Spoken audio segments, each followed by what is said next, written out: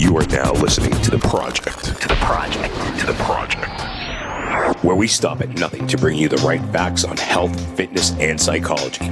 Featuring some of the world's most experienced professionals so you can learn, lift, and live. With your hosts, Meg, Dr. D, and Mehdi.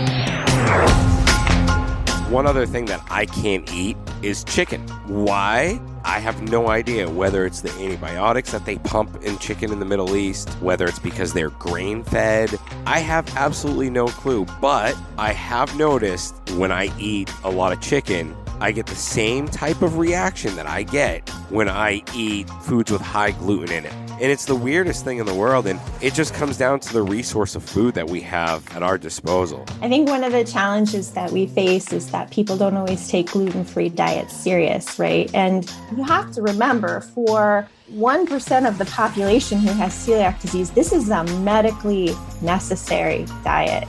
This isn't something I choose. It's something that I have to follow. And then on top of it, you have about 6 to 7% of the population that has a gluten sensitivity. So way more people have a gluten sensitivity. And again, the gluten-free diet is a medically necessary diet for them. All this and more in today's episode.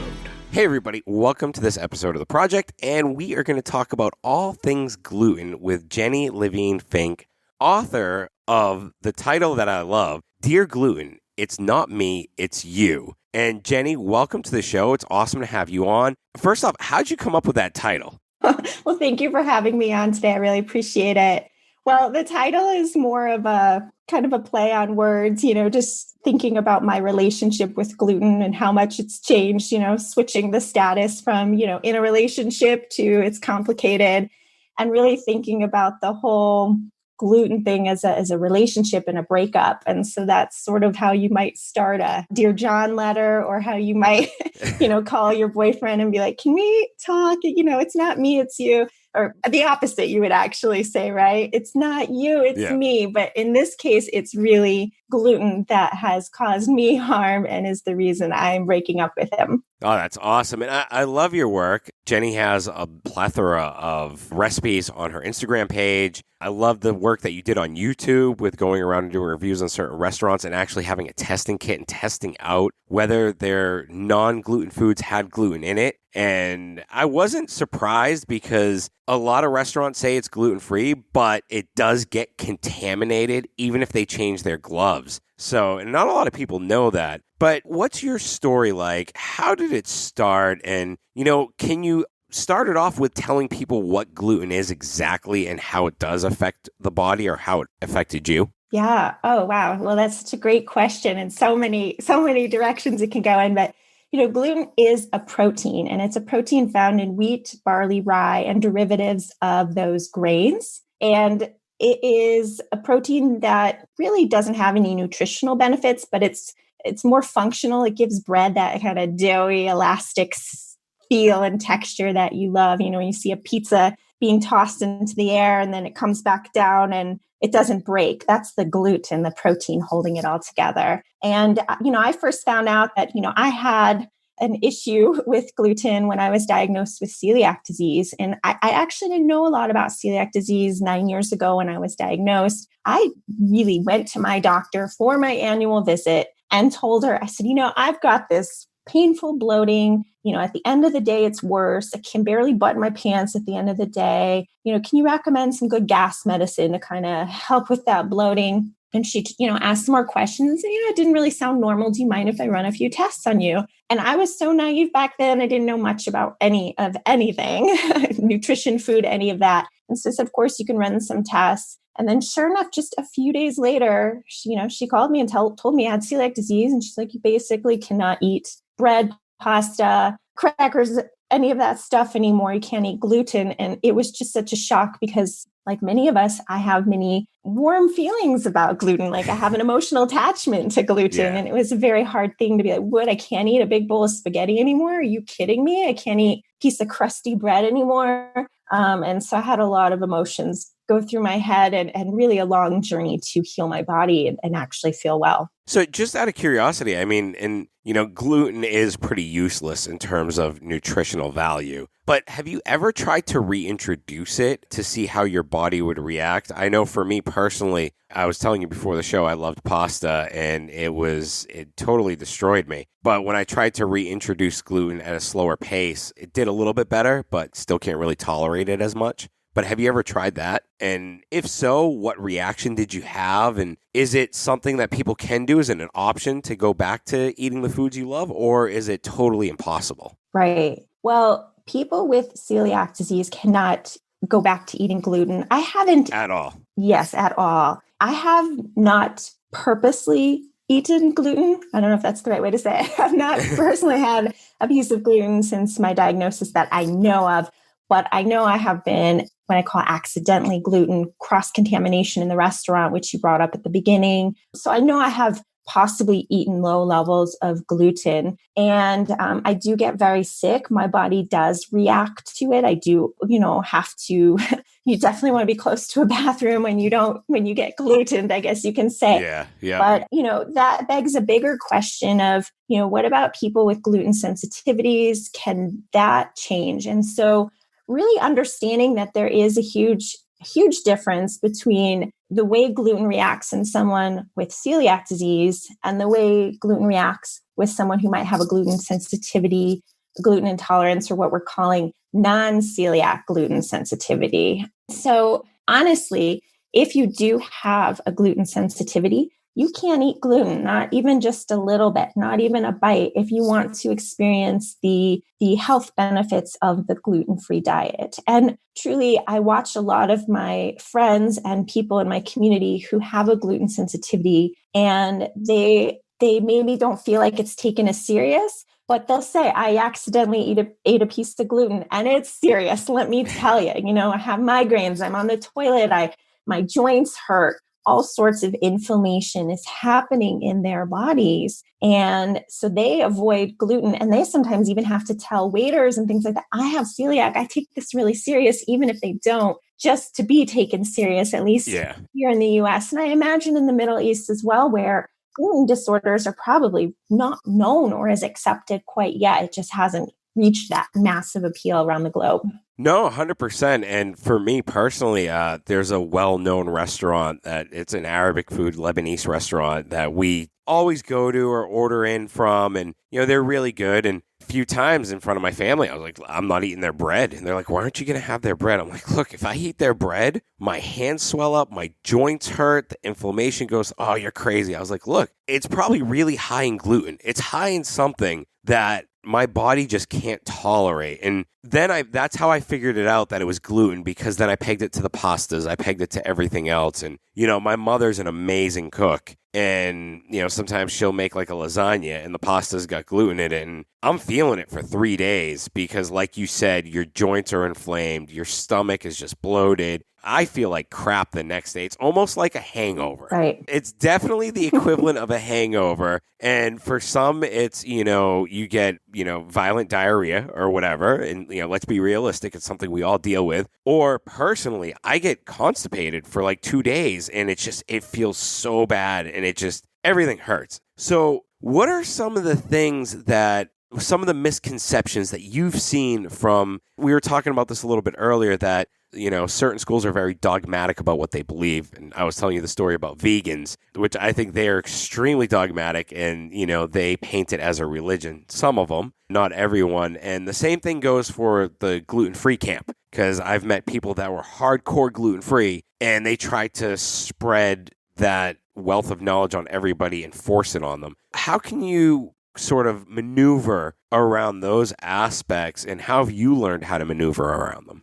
Right. I think one of the challenges that we face is that people don't always take gluten-free diets serious, right? And I know, like you said, veganism, for example, like people really have certain strong beliefs about the way they eat. And it's like, you can't talk about food, religion, or politics with people who are very stuck in their diet and have a certain way to eat.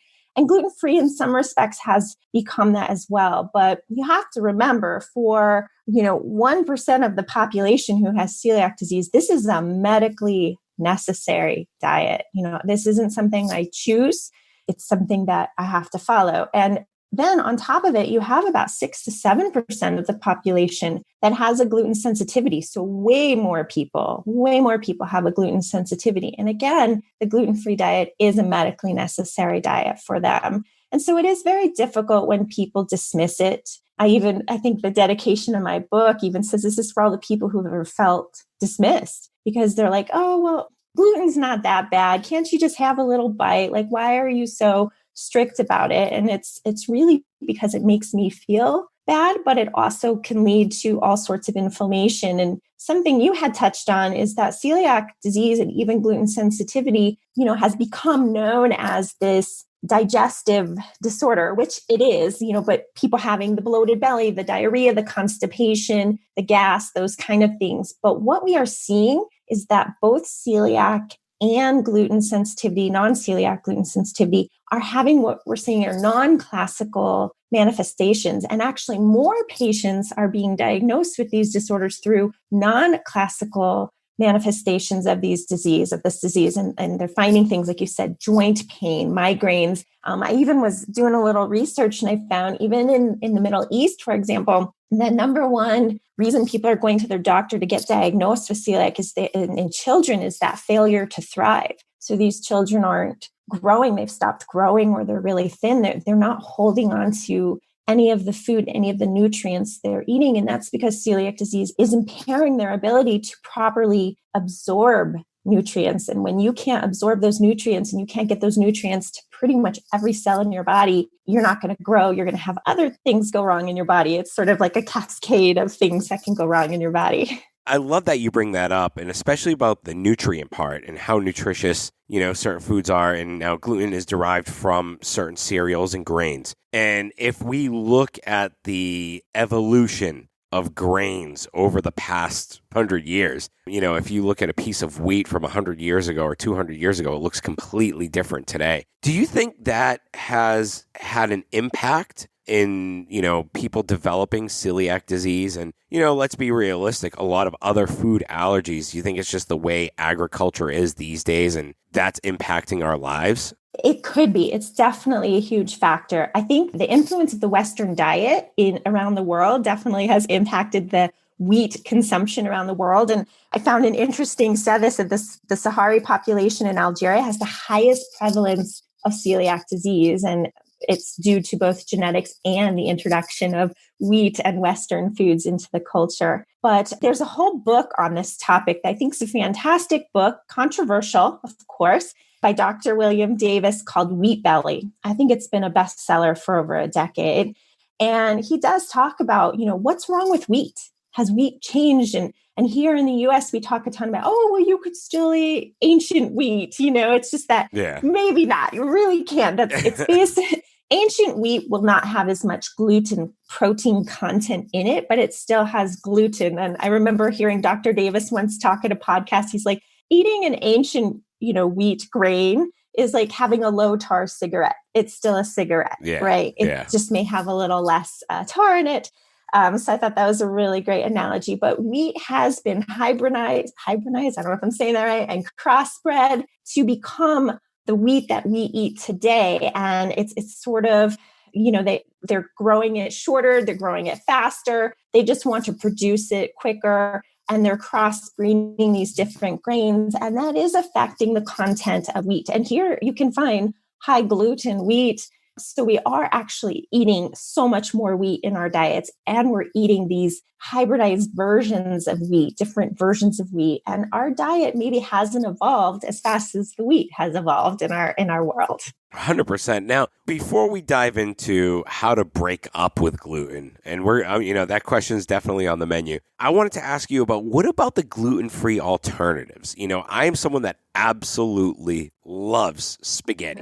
That's like, since I was a kid, spaghetti and pizza, that was my go-to. And something else not a lot of people know is that gluten can also cause acne. And I think I was dairy and gluten intolerant when I was a teenager. And if I had known that, I probably would have gotten rid of my acne. And, my dermatologist never asked me what was in my diet. He never once said, oh, what are you eating? And through my research later, I found out that could also cause, acne, severe acne at that point. And I was like, wow, there's so much that goes into the diet and there's so much that goes into our bodies. And especially when it is gluten-free, so to speak, what are they substituting in there? And are these substitutes good for us? Like, can we tolerate these, or will we start to develop an intolerance again? Oh, there's so many great questions in there too. I had to take a little notes here. I first want to talk about the acne, because again, like a non-classical symptom of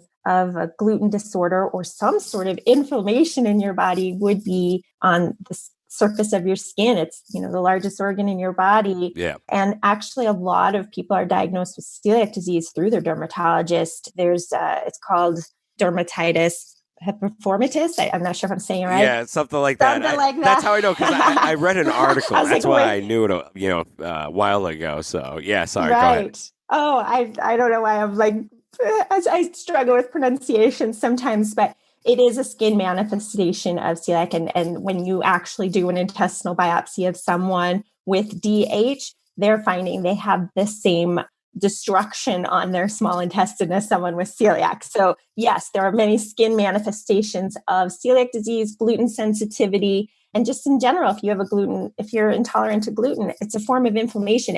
Acne is a form of inflammation. And so that could be where your body is manifesting this disorder. But in terms of substitutes, and that is hard. It's definitely hard, especially I imagine where you're living, there's not as many gluten-free flours and bread options and things like that available. We've gotten a lot over the years. I mean, believe it or not, right now, like even with COVID, we're still getting the imported stuff. It's still at a ridiculous price, but it's still, it's good. But when I go to the States during the summer and I walk into a Whole Foods, I'm like, wow, like they have, this place has got everything, everything. Like from the Oreo cookies that are gluten-free to, whatever it is. So yeah, sorry, go on. Well, we definitely have those alternatives. And you're seeing, like you said, with Oreo cookies, we're seeing mainstream brands create gluten-free alternatives for better or for worse, because at the end of the day, it's still junk food, right? It's just gluten-free junk food. Yep. And it's sort of why I named my whole platform Good For You Gluten-Free, because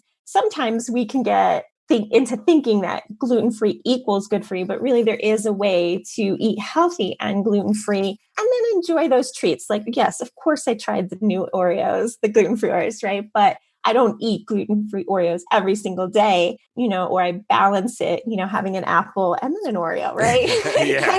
That's what I call balance in my life.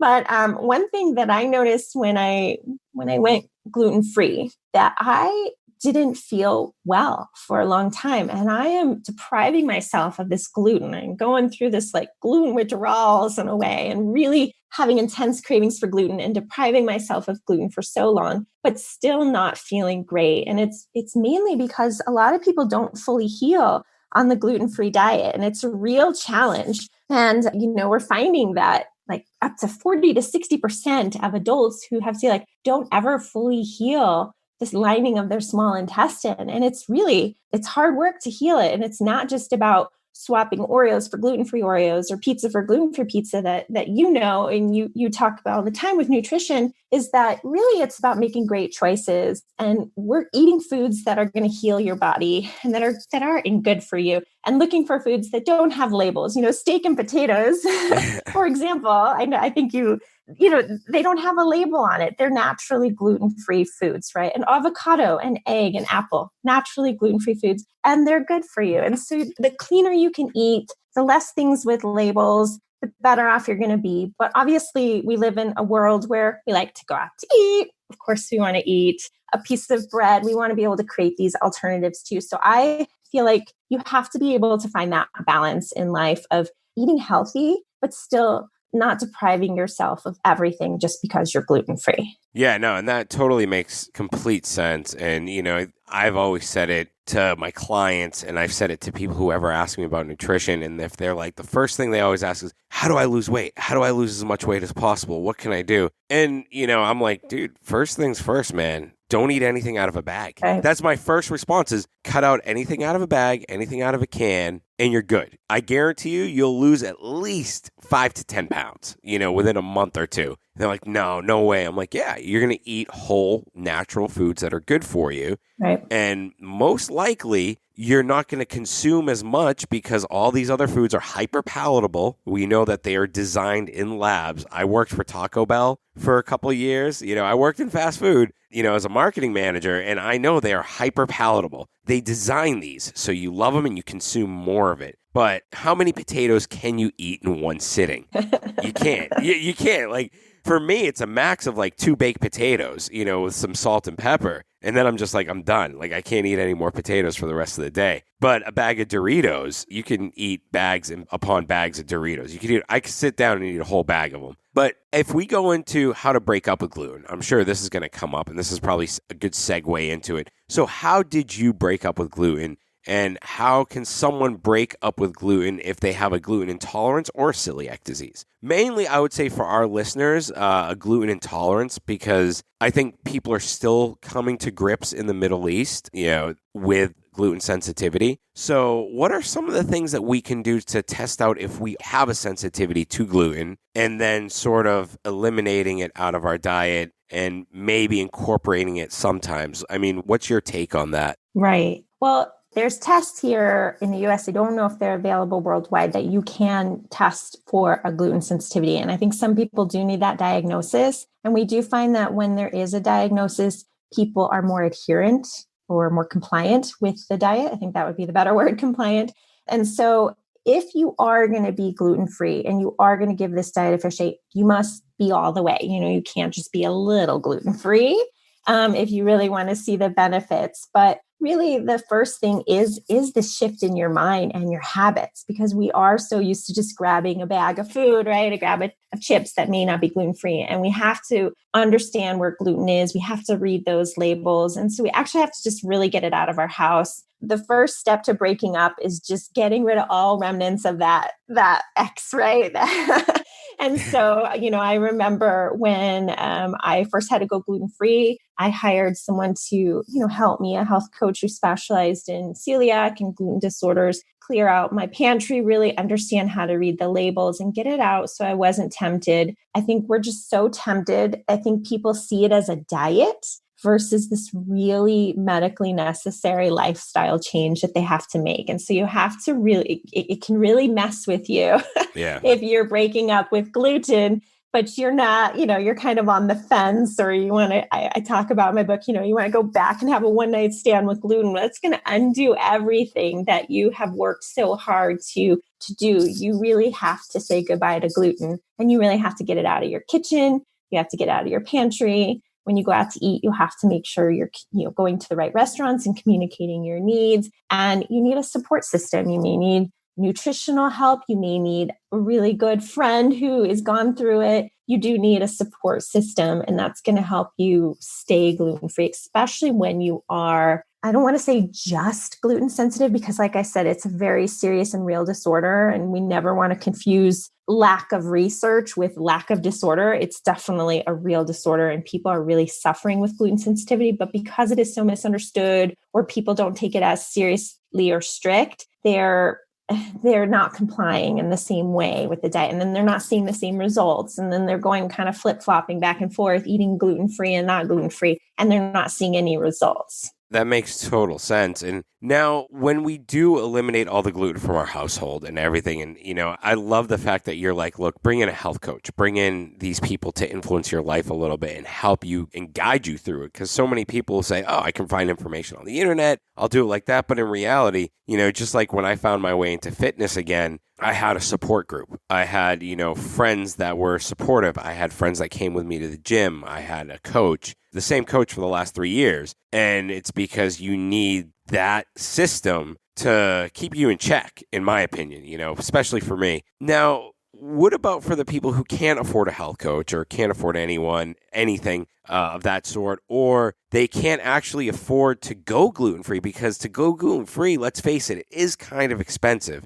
And if you are on a limited budget for the month, it's always cheaper to go towards, the fast foods or anything. Do you have any experience to guide people that are on a more limited budget? Right. Oh, that's such an amazing question, because so many people are struggling right now with what's in their wallet, Yeah, and that's a big question. There are a lot of people that are struggling, and right. And they're like, if they come up with an epiphany of, oh shoot, I am gluten intolerant, but wait, I can't afford to go and buy gluten-free. Okay, but maybe I can afford to buy the vegetables and, whatnot. So how could someone maneuver around that? Right. There's a study that said that gluten-free foods are anywhere between 159% to 242% more expensive than regular foods. It just depends on what you're buying. And a gluten-free loaf of bread, you're going to get a much smaller loaf of bread, and you're going to be paying 3 times the amount in many cases. Bread, flour, some of those harder to make items are definitely going to be more expensive. When someone is really struggling to eat gluten-free and stay on budget, I tell them to eat as naturally gluten-free as possible and really stick to things like eggs, beans, rice. These are potatoes. These are very inexpensive things, and you can obviously find sales on meats and things like that as well that you can add to your diet. But again, anything in a bag is going to cost more, right? Yeah, 100%. So really eating as naturally gluten-free as possible. But I understand and I get it. That's not always possible. And there's many things that you actually end up saving money when you go gluten-free, because maybe you're going to eat out less. Yeah. And a restaurant meal is going to cost more. I also have this philosophy of, and I don't mean to be dismissive to anyone, but it is sort of a pay now, pay later, or pay later kind of thing, because when you eat healthy and you make a decision to maybe spend a little more to eat foods that are promoting health in your body, you're going to be healthier longer. You're going to be less dependent on things like pills and medical procedures and doctor visits and things like that that are so costly. And so I always say, like, true healthcare is really investing in, what's on your plate. That's healthcare. That's true healthcare, not going to your doctor to tell him you have this and this symptom, and here she gives you a pill to fix it. That's true healthcare. And I'll tell you an interesting stat. Let me find it here about doctors. So here in the US, this was really a little upsetting. It was a report from the academic medicine, and they found that doctors receive only 19.6 hours of nutrition education in 4 years of medical school. Yeah. And it's really which is messed up. So messed up. And there's other stats as well on that. But the doctors are not necessarily trained in nutrition, but yet that's where we go when we're sick. And so the doctors are trained more in pharmacology, and they want to fix you, right? They want to help you feel better and give you some sort of magical pill to make that, skin itching go away or whatever it is. But the truth is that there's usually an underlying cause to that. And so removing gluten can be very helpful for people to do. You had asked about how to remove gluten. Obviously, getting a diagnosis will help you comply. But if you want to test how gluten makes you feel, and remembering it's not just a digestive thing, it might help you with your skin or joint pain or things like that, you can go on an elimination diet. I do recommend working with an expert, but you can also, if you want to do it on your own or whatever, I think you're your best scientist. You're your best detective. Yep. And you know how food makes you feel. So maybe eliminate gluten for 4 to 6 weeks. Be strict about it. Not, I'll have just a little bite just this once. It's my birthday, whatever. No. Don't cake, do that. Yep. No cake, no cheesecake, none of that stuff. Yeah. Just eliminate gluten, give it a fair shake, and then reintroduce it and see if your skin issues come back, if your gut issues come back, if your migraines come back. Anyone who experiences any sort of inflammation, autoimmune, all of these are people who are susceptible to any sort of gluten disorder. No, and that makes sense. And I mean, it's funny you say that about elimination diets, because that's something I think we've never really touched on the show. I think we talked about it maybe in our earlier episodes, something like 200 episodes ago. But I mean, elimination diets are highly beneficial. And I found out that, not only did I find out like I was gluten intolerant, I found out that I was sensitive to egg whites. And mainly because being in the fitness, being within the fitness industry and field, you have so many things that have egg whites in it, and you have so many eggs. When I was in my 20s, it was like eggs.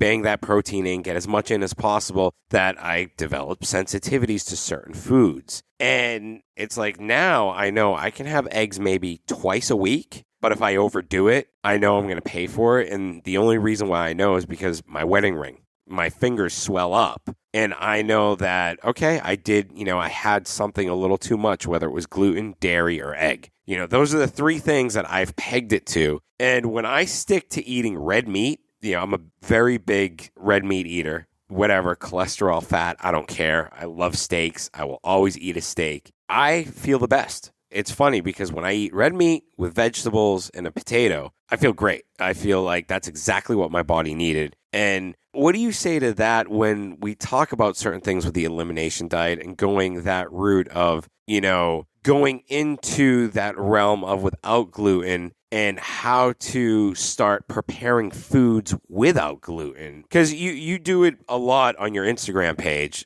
You have a lot of recipes, and it's awesome because I found a lot of recipes that I'm going to try myself. So what do you do? How do you get into that? And how do you start to figure that part out? Because let's face it, it's a monster on its own, especially if you don't know your way around the kitchen. Right. Well, and I think there's two questions here. How do you do this elimination diet? And then how do you, stick to it in a way and eat in a way that does eliminate gluten from your diet? And so I'll say everyone is bio-individual. What feels good to you is poison to me and vice versa, right? Like, who knows, right? We all are bio-individuals. So it's so important that we all do the work on ourselves and put the work into figuring out what makes our body feel good. And like, even if it is red meat for you, that makes your body feel good. Of course, you're not just eating red meat, you're eating other foods as well, but that is something that feels good to you and maybe egg whites don't. And one thing that I have noticed that is just a potential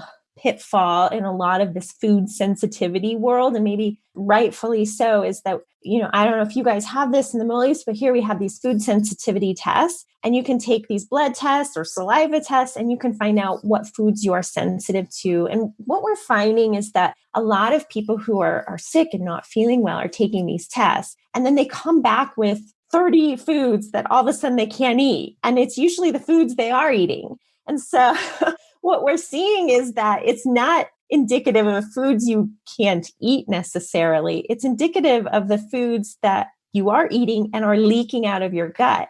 And therefore, you probably have a leaky gut. And if people actually put in the time to heal their gut and seal their gut and make it strong again. So, literally there could be holes in your gut, and these food particles are leaking out into your bloodstream and wreaking havoc at different weak points throughout your body, wherever that is in your body, wherever you're genetically predisposed to something. I'm saying that wrong. Predisposed. Thank you, predisposed. I'm like, this does not sound right coming out of my mouth, but it's what I mean. I told you I'm terrible with pronunciations of things. No, it's all good. I'm half Arab, so it's all good. I'll mispronounce all day. Yeah, don't worry about it. Look, if you hear the podcast that I do in Arabic, all right, I get friends that call me and they're like, dude, just don't do that again. My Arabic is horrible compared to English, so don't worry about it at all. Well, my English is horrible compared to my English. But anyway, I will say that just really a lot of it is about having a healthy gut, and we might be able to tolerate many more foods than we think we can.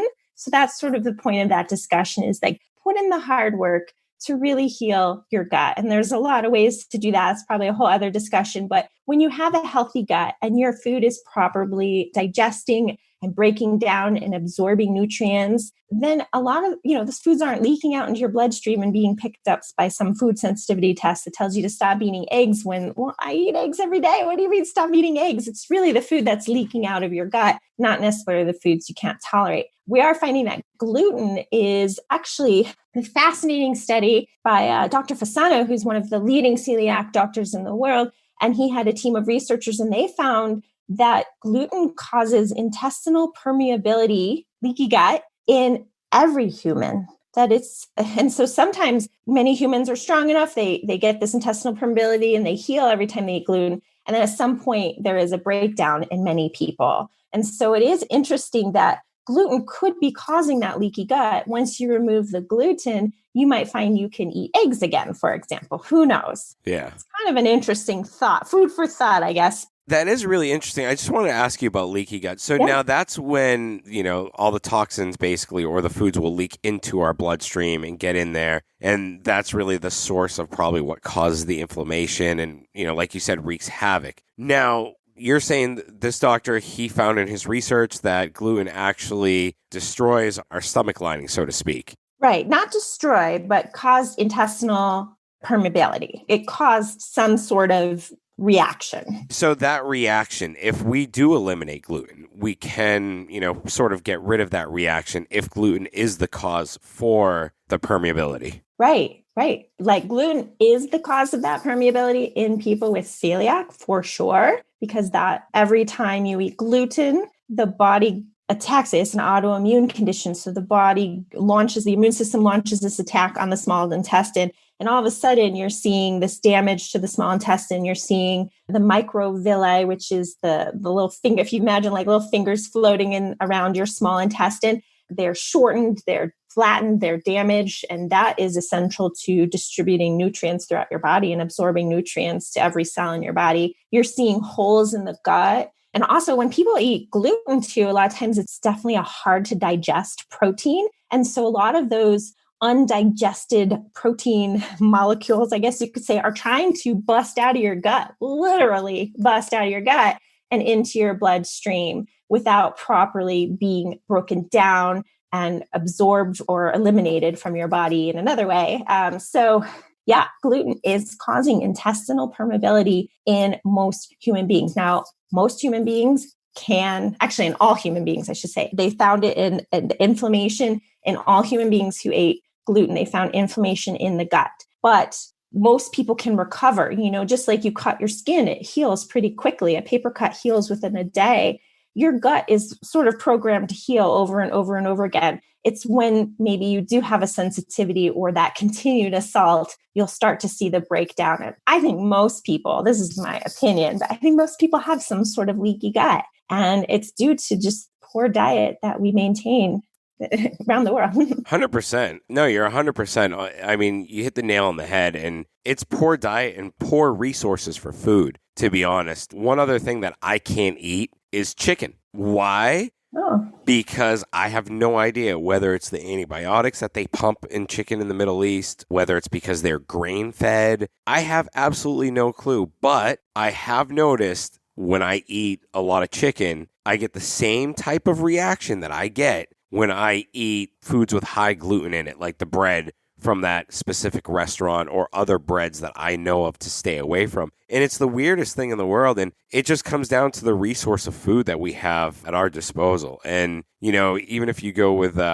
farm bred chicken, it's still like hit or miss, in my opinion. And it's chalked up to everything that's going on. The industrialization of food is just, I think it's really impacted the human race. And I think we really haven't really seen the full impact yet. I mean, we're seeing a little bit in the baby boomers, but I think we're going to see it a lot more in the younger generations growing up. So to wrap things up, what are some of the best tips that you can give people on their diets in general? And I saw that you did some things on the Whole30. You talked about the Whole30 in one of your videos, I think. Ago. Yeah. Yeah, it was a while ago. I saw that, and I really like that because that's what I've always preached. Not the Whole30, because I think it became sort of a trend. And I was like, no. They're like, yeah, you're telling me to do the Whole30. I'm like, no, just, foods that are good for you, not out of a bag. So with that, what can you end it on in terms of good tips for people to follow? Right. I think it's really comes back to just being very in touch with your body and what you can eat and what feels good to you. And I do, the Whole30, I was very on trend a few years ago and I did it, and it's a very hard diet to do. And I think the spirit of the Whole30 diet is to, eliminate all of those processed foods from your diet and certain foods that are harder to digest. I believe you can eat gluten and beans and things like that. I'm trying to remember exactly what was restricted. It's a very restrictive diet.